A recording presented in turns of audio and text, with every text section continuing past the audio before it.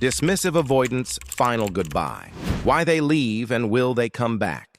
Have you ever experienced an abrupt and unexpected goodbye from someone you deeply cared about? One day, everything seems fine. The connection is strong, the conversations are flowing, and the next, they vanish.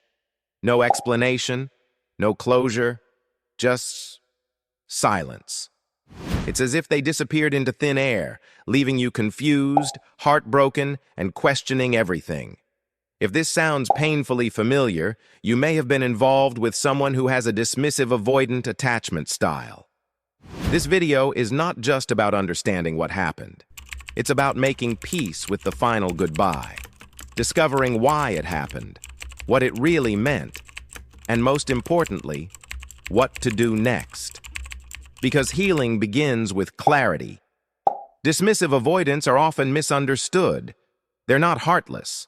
They're not soulless. But they are deeply fearful of emotional intimacy and vulnerability. To the outside world, they may seem confident, independent, and emotionally detached. But inside, there's often a wounded child who learned long ago that emotional closeness equals danger. That letting people in means opening the door to being controlled, smothered, or betrayed. These fears don't just fade with time or logic. They live in the body, in the nervous system, and in the subconscious. So when love gets too real, too deep, or too vulnerable, their instinct isn't to lean in. It's to run. At the heart of a dismissive avoidance behavior lies a painful contradiction. They crave connection, just like anyone else. But they only want it on their terms, terms that allow them to maintain emotional distance and control. They often convince themselves they don't need anyone.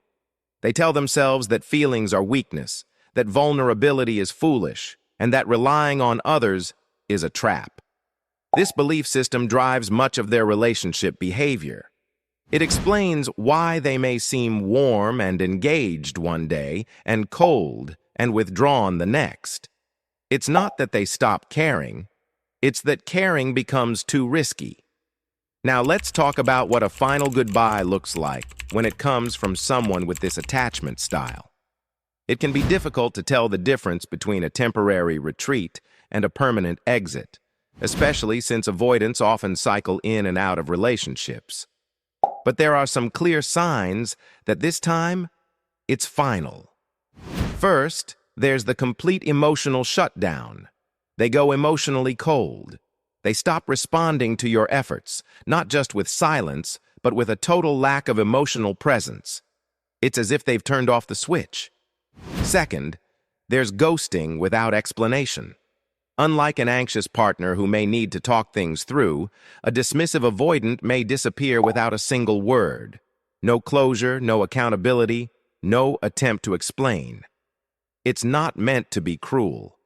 It's a defense mechanism. Third, they often begin rewriting the relationship's history in their own minds. They'll convince themselves that it wasn't as meaningful as it seemed, that it was flawed from the beginning, that maybe you cared more than they did. This helps them justify their departure. Fourth, they actively avoid all contact, blocking your number, deleting messages, ignoring calls, maybe even removing you from social media. Not because they hate you, but because reconnecting means facing feelings they're not equipped to handle. Fifth, you'll notice an immediate shift in focus. They throw themselves into work, hobbies, or even new relationships. Anything that keeps them from sitting with their emotions. Finally, and perhaps most painfully, they may experience a sense of relief. While you're left grieving, they may initially feel lighter, believing they've regained their freedom and independence. So why do they choose to leave permanently? What makes the goodbye so final? One major reason is the fear of losing themselves. When a relationship starts to feel too engulfing, too demanding of emotional intimacy, they fear they're losing their autonomy. To protect their identity, they retreat, often for good. Another reason is emotional burnout. Intimacy exhausts them. Not because they don't care, but because emotional regulation is often underdeveloped in dismissive avoidance. They don't have the tools to manage relational stress, so detachment becomes a survival tactic. Third, there's the weight of guilt and shame. While they may seem distant and unaffected, many avoidants are deeply aware that their behavior hurts people. But instead of facing the discomfort of that truth, they choose to disappear. Confrontation feels too emotionally risky. They also tend to avoid emotional depth, not just with you, but with themselves. When they feel things they can't name or control, they prefer to bury those feelings, run from them, and avoid situations that stir them up. And then there's the belief that the relationship was doomed anyway. Dismissive avoidants often hold the belief that no relationship is truly safe or lasting. So when emotional dependency arises, or even just the possibility of conflict, they preemptively walk away before it becomes too much. Now here's the question that haunts most people after such an experience. Will they ever come back? The answer is maybe. Some dismissive avoidants do return, but they usually do so when they're feeling lonely, nostalgic, or when they believe the relationship can resume under emotionally distant terms. But this return does not mean they've changed. Without significant self-reflection, healing, or therapy, the same cycle will repeat. The avoidant pulls you close, only to push you away again when things get real. And each time, it chips away at your sense of self-worth. That's why the more important question isn't, will they come back? But should you let them? Healing isn't about waiting for someone to finally choose you. It's about choosing yourself. A dismissive avoidant's final goodbye might feel cold and painful. It might feel like rejection, but in many ways, it's also a moment of truth. It's a signal that you've reached a limit, not your failure, but the boundary of what they can emotionally offer. And instead of fighting that boundary, you can honor it. Because here's the truth. Real love doesn't leave you in confusion. It doesn't vanish when emotions get complex. It doesn't punish you for wanting connection. And it certainly doesn't make you feel abandoned for loving deeply. So if you're staring at the silence left behind by a dismissive avoidant, let it be the start of something new. Let it be the moment you step away from the cycle of trying to earn love and instead begin building a life where love meets you halfway. Choose a path where emotional safety is mutual, where communication is open, and where you don't have to suppress your needs to keep someone close. You deserve closeness that doesn't feel threatening to the other person. You deserve to express love without being made to feel weak.